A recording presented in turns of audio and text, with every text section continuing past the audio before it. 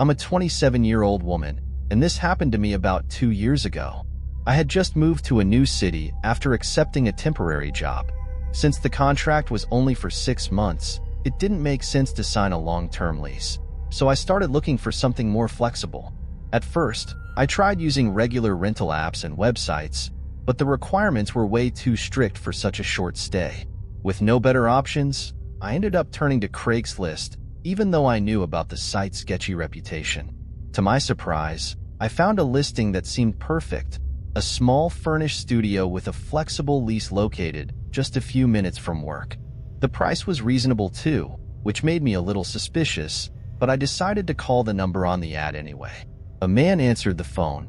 He had a calm and polite voice and explained that the place was available because the previous tenant had suddenly moved out. He seemed open to negotiating, and after a short chat, he agreed to let me visit the studio the next day. When I arrived at the address, I noticed the studio was in an older building, but it was well maintained and in a quiet residential area. The man, who introduced himself as Robert, was already waiting for me outside. He was friendly, but there was something stiff about his demeanor, like he was trying too hard to act professional. After a quick tour of the place, I agreed to rent it. He handed me the key and said he'd come by the next day with the official contract. It felt a little off, but since the price was good, I ignored my gut feeling. That night, I started organizing my stuff in the studio. It was small but cozy, and it seemed perfect for what I needed at the time. After a long day of moving and traveling, I made a quick meal and sat down to watch some TV. While I was relaxing, I noticed the front door lock felt a bit loose, like it had been forced open before. I made a mental note to mention it to Robert the next day, but I didn't think too much of it at the time. Around 10 p.m., I decided to call it a night. Before going to bed, I placed a chair against the door, just for peace of mind, since I still felt a little uneasy. Around 3 a.m., I woke up to a strange noise coming from the kitchen.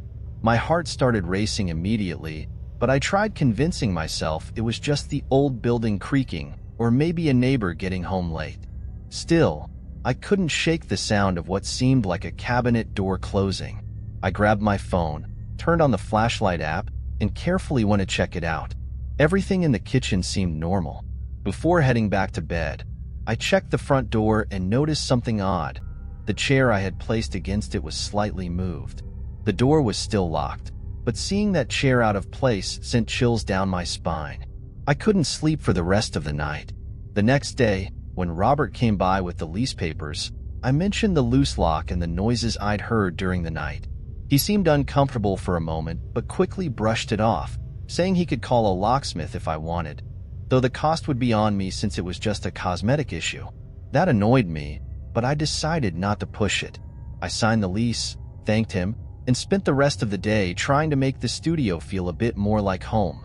Still, I couldn't shake the weird vibe hanging in the air. Maybe it was just being in a new city alone, but something about this whole situation felt off.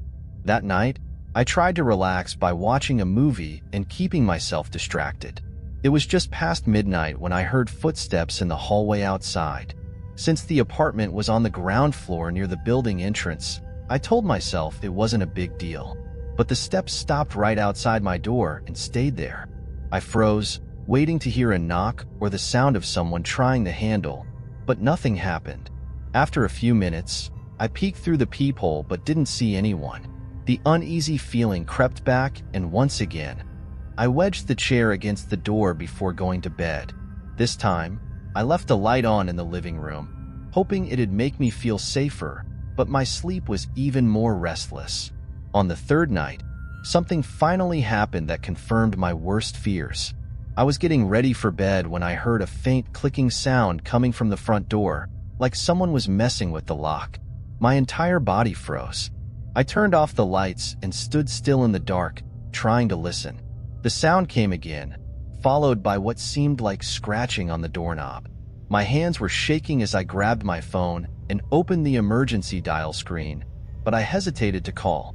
What if it was just a neighbor who'd gotten the wrong door? Before I could decide, I heard a loud noise, the chair I had placed against the door being pushed aside. My heart was racing. but I somehow managed to yell, "Who's there? I'm calling the police." The noise stopped immediately, and I heard hurried footsteps retreating down the hallway. I rushed to the peephole but couldn't see anyone. I tried calling Robert to demand answers about who else might have access to the apartment, but he didn't pick up. I spent the rest of the night wide awake, sitting on the couch with a kitchen knife in my hand, every little sound making me jump. At that point, I knew something was seriously wrong and that I needed to figure it out before things got worse. The next morning, I decided I couldn't wait any longer and went straight to the building's management office to ask about the security of the place. When I mentioned Robert, the receptionist looked at me, confused. He told me there was no one by that name listed as the owner or landlord for any of the apartments. My stomach sank, and a wave of panic washed over me.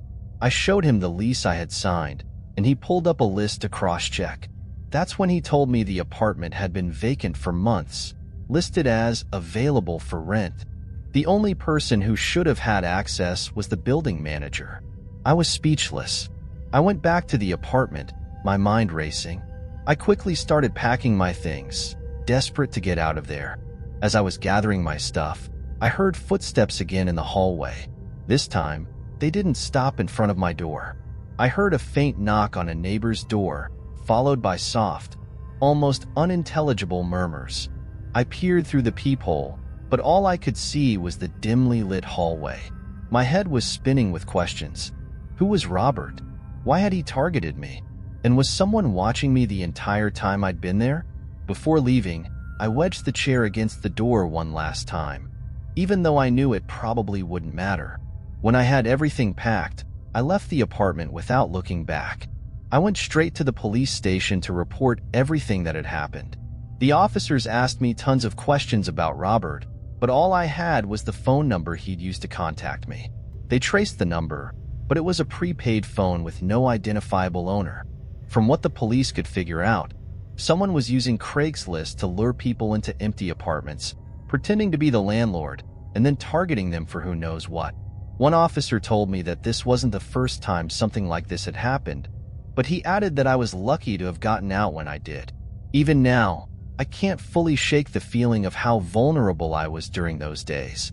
I still wonder what would have happened if I hadn't noticed the signs, or if I had stayed longer. I haven't touched Craigslist since, and I'm overly cautious about renting places now, double-checking every little detail before trusting anyone. I never figured out who Robert really was or what his intentions were, but I'm convinced leaving that apartment saved my life.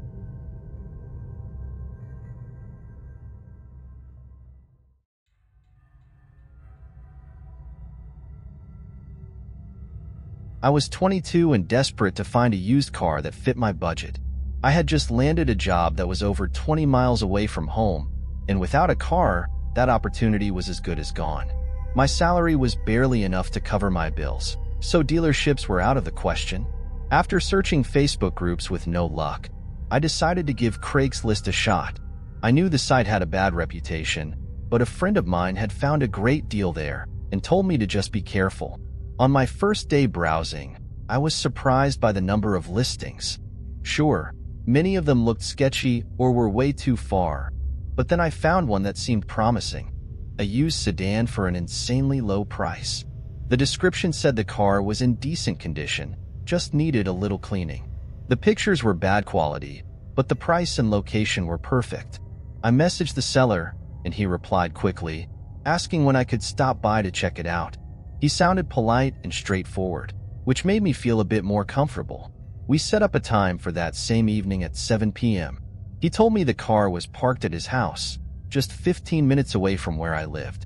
When I asked for the address, there was a slight pause before he sent it, which felt a little off, but I brushed it off. When it was time, I caught a bus and got off a few blocks from the house. The street was quiet, but it was poorly lit. I walked up to the address and saw a car parked in the driveway that matched the one from the listing. I texted the seller to let him know I'd arrived, and he told me to knock on the door. That's when I started feeling like something wasn't right. I climbed up the steps to the porch and knocked on the door. It took a few seconds before it opened. A middle-aged man with slightly wrinkled clothes greeted me with a smile. He seemed friendly, but there was something about the way he looked at me that felt off. He apologized for the mess, saying he was in the middle of cleaning out the garage. When I asked about the car, he pointed to the back of the house and said it was there, but that he wanted to show me something first. I thought it was strange, but decided to follow him inside. The house was a mess, with boxes everywhere and furniture pushed against the walls, like someone was preparing to move. He mentioned he had the car's paperwork in one of the rooms and asked me to follow him. At this point, I started feeling uneasy. The air inside was stuffy, and there was this odd smell, like a mix of mold and cleaning chemicals.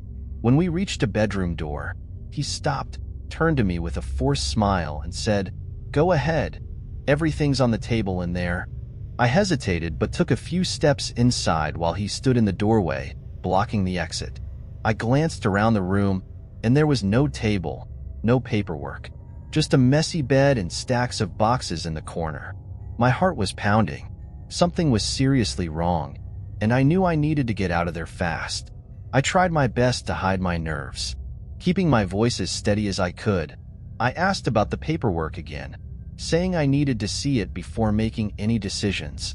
The man scratched his head like he was trying to think of an answer, then pointed to one of the boxes in the corner of the room. "I think it's in there," he said.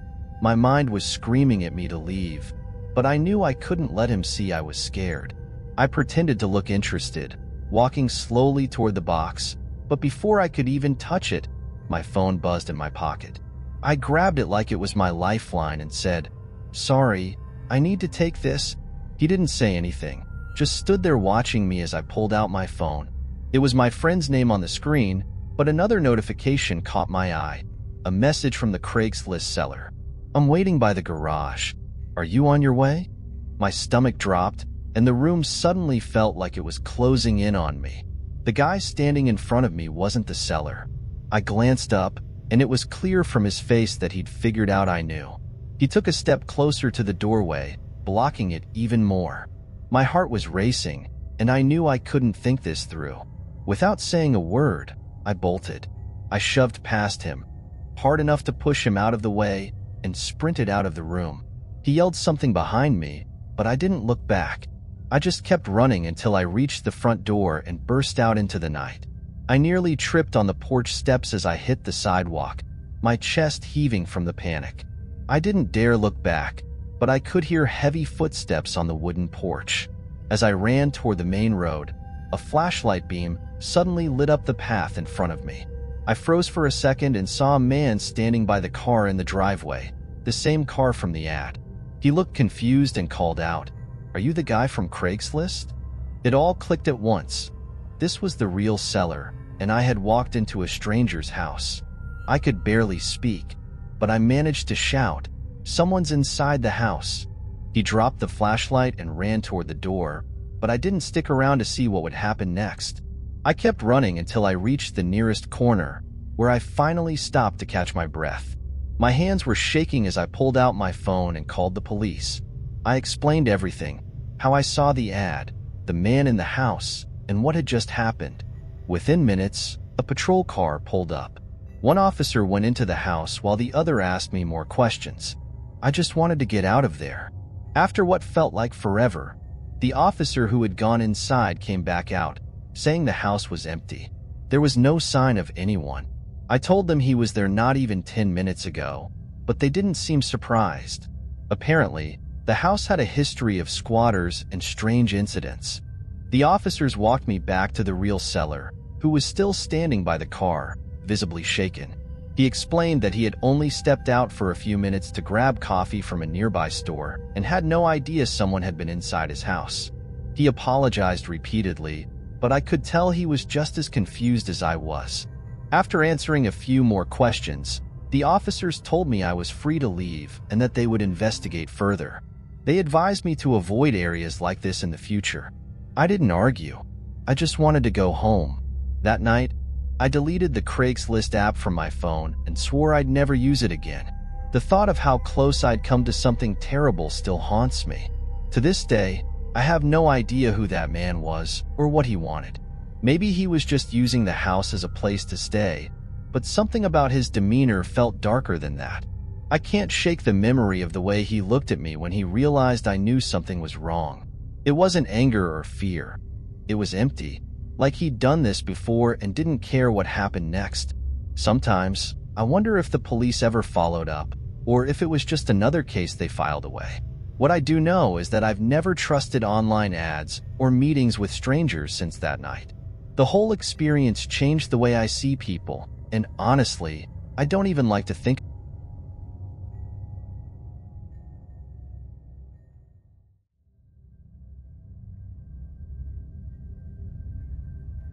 A few weeks ago, I decided to sell my old bike on Craigslist. I hadn't used the site in years, but I figured it would be a good way to make some extra cash. I posted a few pictures and a detailed description, hoping someone would be interested quickly. After a few days with no responses, I finally got a message from a guy named John, saying he was interested and could pick up the bike that same night. We agreed to meet in front of my building at 7 p.m. He seemed friendly enough in his messages, so I wasn't worried. When the clock hit 7, I took the bike downstairs and waited on the sidewalk. Time passed, and there was no sign of him. I sent a message asking if he was on his way, but got no response. I was about to head back inside when I saw a car pull up across the street. As I looked at the car, the driver's door opened and a man got out. He stood there for a few seconds, staring right at me.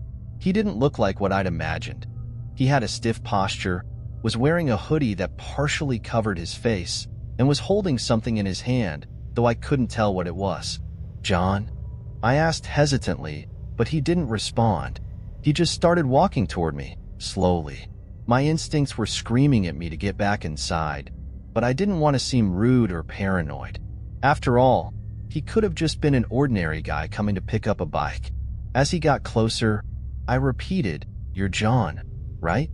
This time, he muttered something that sounded like, "Yeah," but he didn't look me in the eye. He just stood there, a few feet away, like he was waiting for something. That's when I noticed. He wasn't even looking at the bike. His eyes were locked on me, and it sent a chill down my spine. Feeling the tension, I tried to break the awkward silence. "So, do you want to check out the bike?" I asked, gesturing toward it. He didn't answer right away. Instead, he took a step closer and said something that made my blood run cold. "Do you live here alone?" My mind started racing. There was no reason for him to ask that, and suddenly, everything about his behavior made sense. He wasn't here for the bike. I wanted to run, but I decided to keep my cool.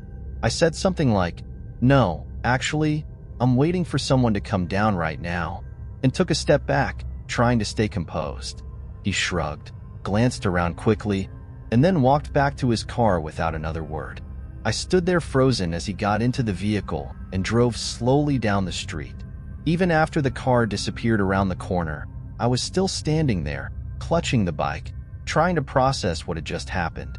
I couldn't shake the feeling that something was seriously off. I went back to my apartment, locked all the doors and windows, and sat there thinking about what to do next. Maybe I was just overthinking it. To ease my mind, I decided to send a message to the number he'd used, asking if he was still interested in the bike, just to see if he'd reply. Minutes later, the message came back as invalid number. That was enough to set off all the alarms in my head. Later that night, while I was trying to sleep, I heard a strange noise coming from the living room. It sounded like something tapping against the window. I got up immediately, trying to stay quiet, and went to the living room with my heart racing. Peeking through a small gap in the curtain, I saw a figure standing across the street under a broken streetlight. I knew it was him. He was just standing there, staring directly at my building. He didn't move, didn't do anything. He was just there, like he was waiting for something. At that moment, I grabbed my phone and called the police, trying to stay calm. I explained the situation and mentioned the strange encounter earlier. They said they'd send a patrol car to check the area. While I waited, I kept my eyes on the figure outside. He stayed motionless, like a shadow. Every second felt like an eternity until I finally saw the flashing lights of the patrol car coming down the street. As the police car approached, the figure started walking quickly and turned down a side street. disappearing into the darkness. I rushed to the window to try and see where he went, but it was too late. When the officers arrived, I told them everything that had happened. They searched the area but couldn't find anyone. They promised to keep an eye on the neighborhood and told me to call if anything else happened. Still, I couldn't sleep that night. Over the next few days, I tried to go about my routine, but the feeling of being watched wouldn't leave me. I avoided opening the curtains and even changed my route to work just to make sure no one was following me. But one morning, as I was leaving for work, I found an envelope taped to my apartment door. There was no return address, just my name written in handwriting I didn't recognize. I opened the envelope right there, and inside was a single piece of paper with a message. I don't like being ignored. My heart started pounding. I rushed back inside, locked the door, and called the police again. When they arrived, I showed them the note, but once again, there wasn't much they could do beyond filing a report. They suggested installing security cameras, which I did right away.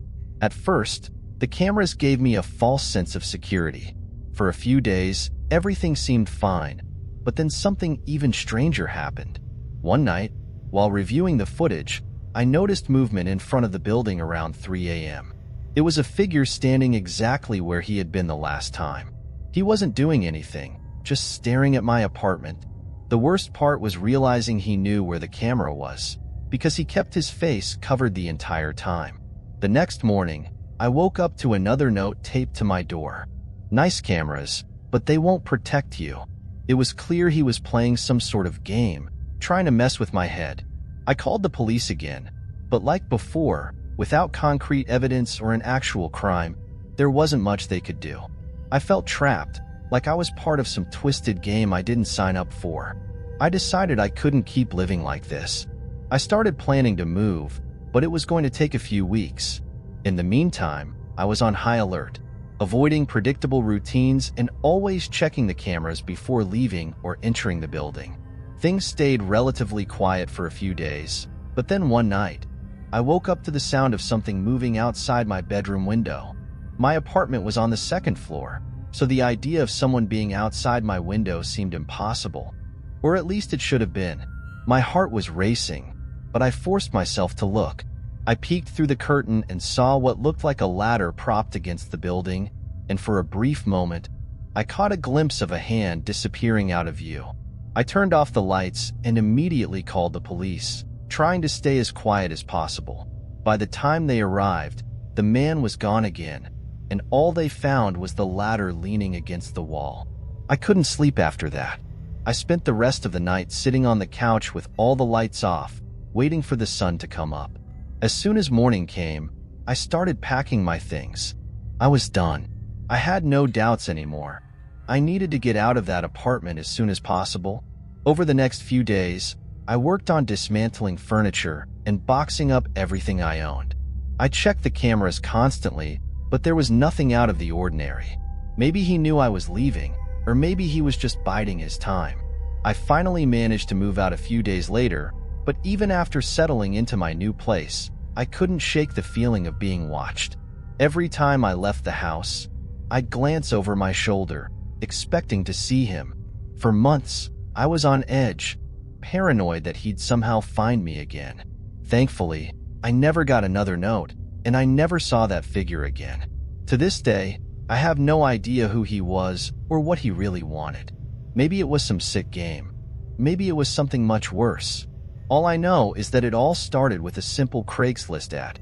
Even now, I can't help but think about it from time to time. I wonder if he really gave up, or if he's just waiting for the right moment to show up again. I've learned my lesson.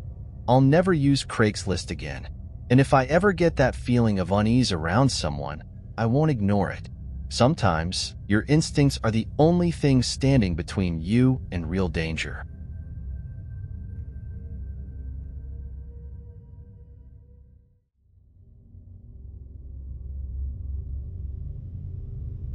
In 2019, I was going through a tough time.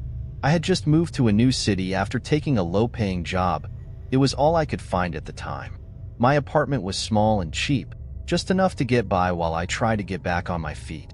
I didn't have much except for an air mattress and a few boxes of clothes. So, I decided to look for some basic furniture online. Money was tight, so Craigslist seemed like a good option. Scrolling through the listings, I found a dining table and chairs set for $50. It wasn't anything fancy, but it looked decent in the pictures. I reached out to the seller, who introduced himself as Ethan. He replied quickly but insisted that I pick up the furniture after 8 p.m. because of his work schedule. I thought it was a little strange, but I agreed since I really needed the chairs. On the day we arranged, I got his address and realized it was about a 40-minute drive from where I lived. The drive was fine until I reached his street, which looked like it hadn't been maintained in years. Most of the streetlights were out, and the houses around were old and run down. When I finally found the house, it was in even worse shape than I'd expected. The paint was peeling, and the windows were filthy. The yard was overgrown with weeds, but what really caught my eye was an old wooden swing hanging from a tree. It swayed slightly, even though there was no wind. My stomach dropped for a second, but I tried to brush it off. I parked my car and texted Ethan to let him know I had arrived. A few seconds later, the front door opened, and a man stepped out, waving at me. Ethan looked like he was in his early 30s, thin, and wearing a baseball cap that hid part of his face. He smiled awkwardly, but seemed polite enough as he invited me inside to check out the furniture. Even though I felt a bit uneasy, I didn't want to seem rude, so I followed him into the house. As soon as I stepped in, I noticed a musty smell mixed with something chemical, maybe paint or some kind of solvent. The hallway was narrow, lined with boxes stacked against the walls and a few old chairs pushed into the corners. Ethan led me to a room at the back of the house where he said the furniture was. The room was dimly lit, with a single light bulb hanging from the ceiling that flickered occasionally. In the center of the room, I saw the table and chairs. They looked more worn than in the pictures, but still usable. I moved closer to take a better look and asked if he could turn on a brighter light. Ethan hesitated for a moment before nodding and plugging in an old lamp nearby. When the light came on, I noticed the chairs were dirtier than I'd expected, with dark stains that looked old. As I tried to decide if they were worth the money, I suddenly heard a noise from upstairs. It sounded like something heavy being dragged across the floor. Ethan froze for a second, then gave me an awkward smile. "It's probably just the wind blowing a window open," he said. His explanation didn't really make sense, but I decided not to push it. I just wanted to finish the deal and leave. Before I could bring up payment, though, there was another noise from upstairs, this time louder, like something heavy had fallen. This time, I couldn't ignore it. I looked at Ethan, waiting for him to say something, but he just shrugged like it wasn't a big deal. "Does anyone else live here?" I asked, trying to keep my voice calm. He let out a weird laugh and said, "Oh, don't worry about that. You're just here for the chairs, right?" The way he said it made my stomach churn. I quickly made up an excuse, saying I'd forgotten my wallet in the car and needed to grab it. As I turned to leave, I felt his hand on my shoulder. Not hard, but firm enough to stop me. "Wait, what's the rush?" he asked, still wearing that unsettling smile. That's when I knew I needed to get out of there, no matter what. I nodded and mumbled something about being right back. He hesitated for a second before letting go, but his eyes stayed on me as I walked toward the front door. As I made my way down the narrow hallway, I heard another sound from upstairs, this time quieter but unmistakable. A low, muffled whisper. Every instinct in my body was screaming that I was in danger. As soon as I stepped out the door, I broke into a jog toward my car, not even looking back. Once I got inside, I locked the doors immediately. My hands were shaking as I tried to start the car, but I kept fumbling with the keys. When I finally managed to start it, I glanced in the rearview mirror and saw Ethan standing on the porch, staring at me. But he wasn't alone. Behind him, in the shadows of the doorway, was a tall figure, completely still, watching me too. I couldn't make out the face because of the poor lighting, but it was enough to send chills down my spine. I didn't wait to figure out what was going on. I slammed the car into reverse and sped out of there. my heart pounding the entire drive home. When I got back, I locked every door and window in my apartment, even though no one knew where I lived. That night, I barely slept. The images of Ethan, that creepy house, and the figure in the doorway kept playing over and over in my head. The next day, I decided to report the Craigslist ad, but when I searched for it, it had already been taken down. It was as if none of it had ever happened. Even now, when I drive through unfamiliar neighborhoods or see sketchy ads online, I feel a knot in my stomach. I'll never know what was really going on in that house, but I'm just glad I trusted my instincts and got out when I did.